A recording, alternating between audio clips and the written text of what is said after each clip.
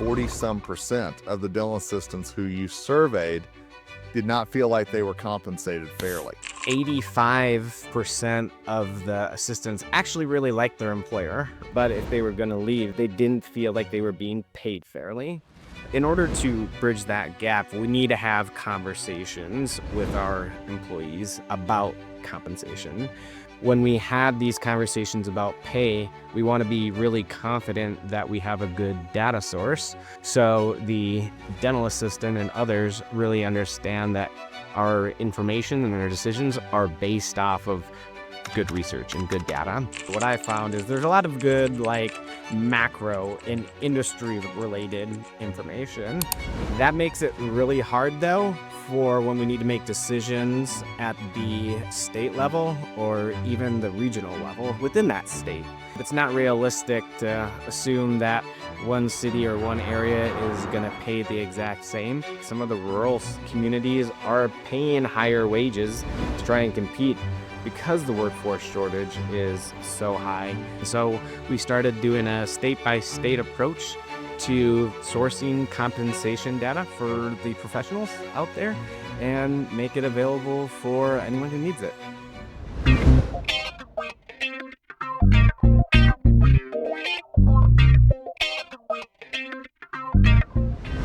Hey everyone, welcome back into another edition of the Dental Assistant Nation podcast. My name is Kevin Henry, honored to be the founder of Dental Assistant Nation. And thank you so much for taking a few minutes out of your busy schedule to listen to today's podcast, which I think is going to be very, very interesting because we're going to talk a little bit about money, which I know always perks up everybody's ears. And that's why I'm so thrilled to have on today Garrett Wilson. Garrett, how are you, man? I'm doing excellent. Thanks for having me. Hey, so glad to have you on, and I'm so glad that our paths crossed. And we're going to talk about a lot of good stuff that you're doing out there that I think is going to make an impact on dental assistants. But before we dive in, hey, let our audience know a little bit more about you. All right. So I'm the CEO and founder of Pay Insights. I'm based here in Sioux Falls, South Dakota. And what we do is we help both employees and employers get access to really good compensation data. We specialize in the dental industry for professionals, and we just want to be that trusted go-to resource anytime anyone needs a good answer and solution. And I will tell you, Garrett was kind enough to share with me some information that he's gleaned out of South Dakota, again, where he's based. And we're going to dive into that in just a minute because I thought some of the things that you got in there were very interesting from dental assistants. But what drew you into this? What first got you excited about doing this and working in the dental field? Well, guilty by association. My wife is a hygienist, but oddly enough, she started off as an assistant.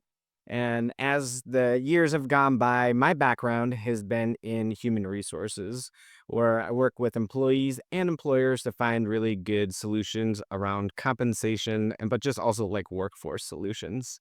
And as her career continued to progress, she would always ask me, hey, how much should I be asking my new employer or my current employer for pay? And using all my resources and trying to do a lot of research, I couldn't find out a good answer, right? So I did a little digging, tried to see what dental associations were using, hygiene associations, assistant associations, and a lot of them didn't have a good data source. And good data is local, you know where the information comes from, and you can also action it, right? And apply it to your specific situation. And it turns out that this was kind of an issue across the whole industry. So I kind of thought, what can I use my expertise to maybe solve this problem? And so we started doing a state-by-state approach to sourcing compensation data for the professionals out there and make it available for anyone who needs it. Which is such a great resource. And, again, you shared with me a sample from South Dakota. And I know one of the things that you rely on are, and I'm going to hone in on dental assistants here, is you rely on dental assistants to tell you how much they make, where they work, so that you can really gather that data. And as you said, it's not just for South Dakota, but it's different parts of South Dakota as well. Exactly. So as I was kind of doing the research, what we found or what I found is there's a lot of good macro and industry related information. We kind of know general trends that are happening across the United States. That makes it really hard, though, for when we need to make decisions at the state level or even the regional level within that state. And so we like doing employee source data for dental assistants and hygienists because very similar functions and responsibilities within that state. So we can crowdsource that information and be able to drive really good insights based off of years of experience, good insights based off of location, what are people in the state wanting versus the region, and be able to make really good decisions to support the workforce. And I love that you're honing in on different parts of the state, whatever that state may be, because I know, for an example, my wife works with a lot of dental practices in the Seattle area. And what is paid in Seattle is so different than what is paid in the middle of the state, like in Moses Lake or somewhere else in Washington state. So I love your drilling in deep there. Absolutely. It's not realistic to assume that one city or one area is going to pay the exact same. Depending on the particular state and the market, we've also found like some of the rural communities are paying higher wages to try and compete because the workforce shortage is so high.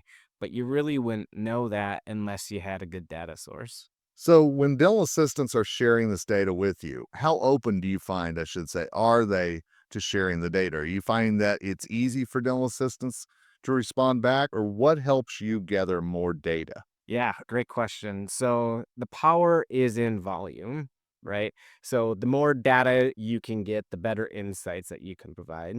That's why we really like trying to figure out where all the dental assistants are hanging out at, right? Sometimes they are hanging out with their associations for the particular state. Yeah, we hit up alumni networks and groups through schools and different education programs, social media. We do digital marketing.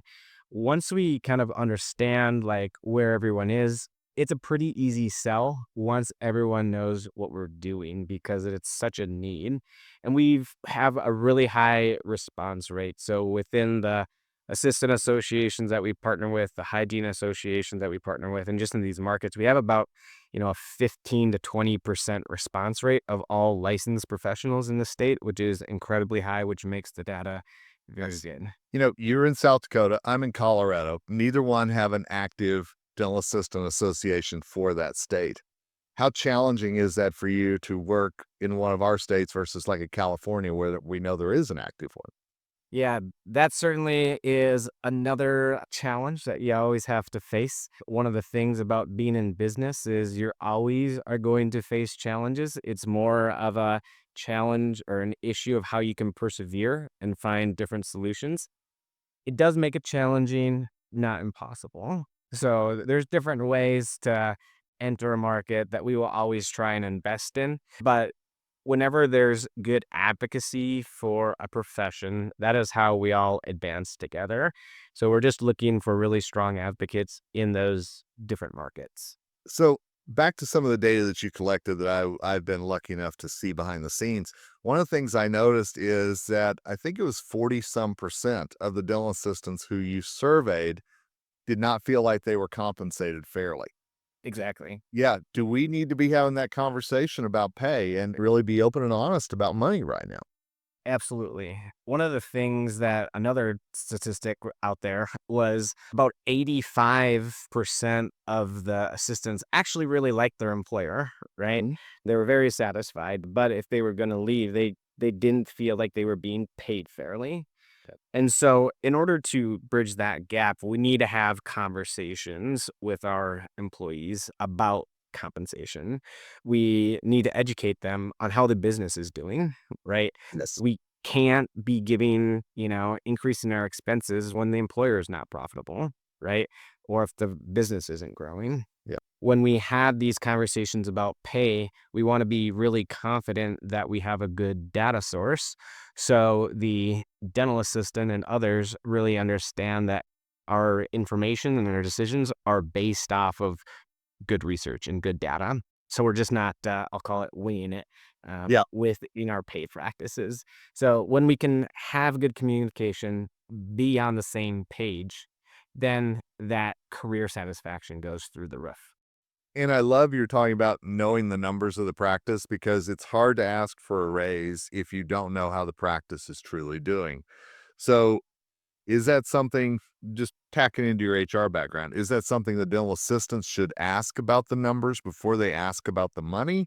Or how do you see that maybe falling in sequence?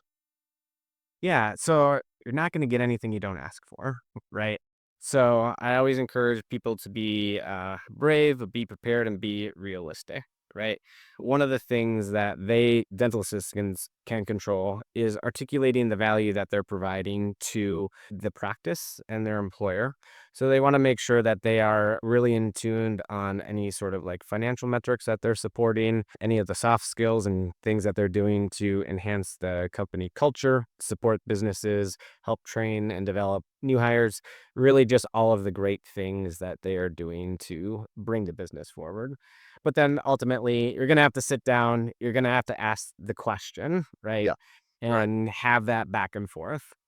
And I think it's really appropriate to say, I'd like to have a raise. Here are the great things doing. How does this fit in with the business strategy? Right. How does this, fit in with our profitability? Right. I want to make sure we're all successful here. That's good. And I love you're not saying, "Hey, I've been here a year, so I deserve a raise." It's about merit-based, not time-based. I love that side. Yeah, we know that there's a lot of assistants out there with a lot of years of experience that are better than someone who's new, but the opposite can be true too, right? It's all about our Sure. contributions to the office. So, Garrett, what's ultimately the goal for you with Pay Insights? Is it to be nationwide, to have this data for all 50 states? What do you see as kind of a timeline moving forward for you? Yeah, 100% be in all 50 states, right? I want to be that trusted resource, like I mentioned, for compensation for the industry, not only for dental assistants, but for hygienists, office staff, and any role an employer would need to be able to function and make sure that they're taking care of their team members. One of the things I do want to call out too is we have employer sourced data for all 50 states today, right? Where I think that additional value that Pay Insights provides is doing the employee sourced information to also get that in the hands of all of the professionals out there. So, how can our dental assistant listeners help you attain that goal? Because I know, as you said, it's crowdsourced. We need volume. So, how does that happen? Yeah, let's do a survey, right? If you are interested in bringing Pay Insights to your state, or if you want to have a conversation about how we work, give me a jingle or drop me a line, Garrett.Wilson at payinsights.com. You can find us on, obviously, contact us through our website, LinkedIn, all of those things, very accessible. We're going to have all that in the show notes, so it's real easy for you to find. Absolutely.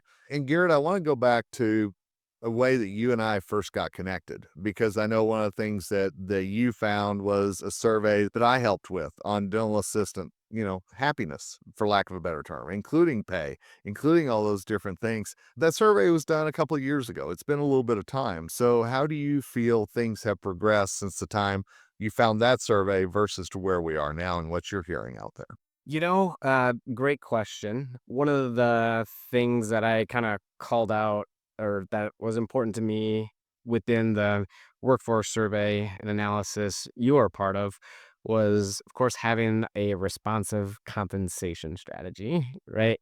And that is impossible without having good information. So I think the level of importance in this space has been heightened, but I don't think there's been a lot of great solutions to help employers out there based off of conversations that I've been having. So hopefully that niche continues to be solved.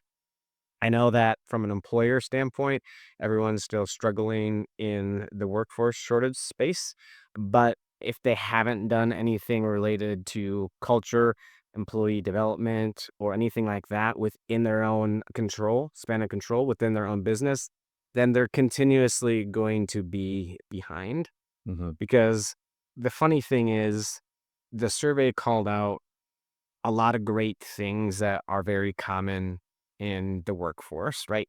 People always want to feel valued. People always want to feel like they have a strong career development. People always want to make sure that they're operating at their highest level, right? And those aren't going to change year to year.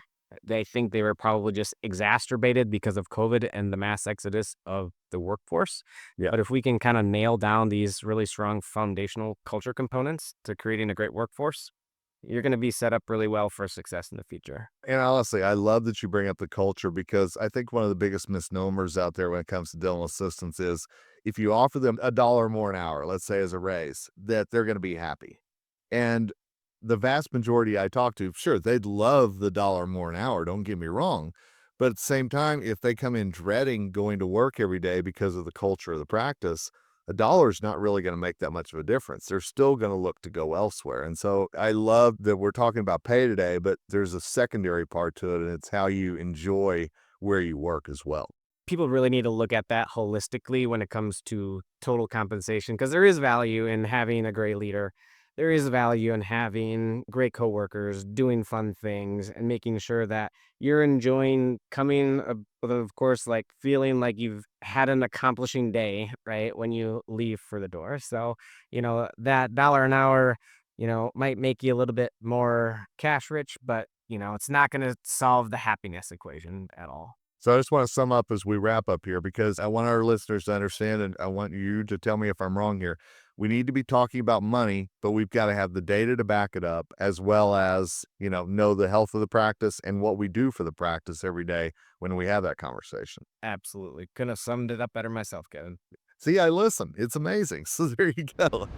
Join us at CE on the Beach, June 26th to 28th, 2025, at the stunning Westin Grand Cayman Resort and Spa. This is the ultimate destination event for dentists, teams, coaches, and speakers. Save your spot now and get $150 off with promo code KHENRY.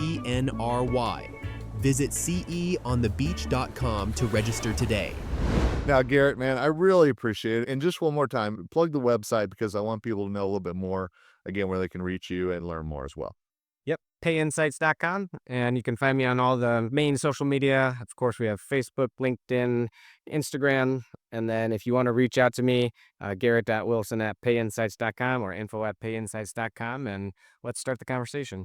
Well, Garrett, thanks for all the work you're doing out there because this is definitely needed. And I think we've got to start having real and open conversations, but database conversations as well. So thanks so much, man. Thank you for having me. Absolutely. And hey, thanks to all of you for listening to this episode of the Dental Assistant Nation podcast. Dental assistants, we're keeping track on what's going on out there when it comes to your compensation, when it comes to your pay. But as Garrett said, there's a whole package that comes to it as well. And that includes your happiness. And if you're really enjoying what you do and you love what you do. And if you don't love what you do, hey, reach out to us here at Dental Assistant Nation, Kevin at kevinspeaksdental.com. Always glad to talk to you. Always glad to see what I can do to help make sure that you're not only just liking what you do, but you're loving what you do as well.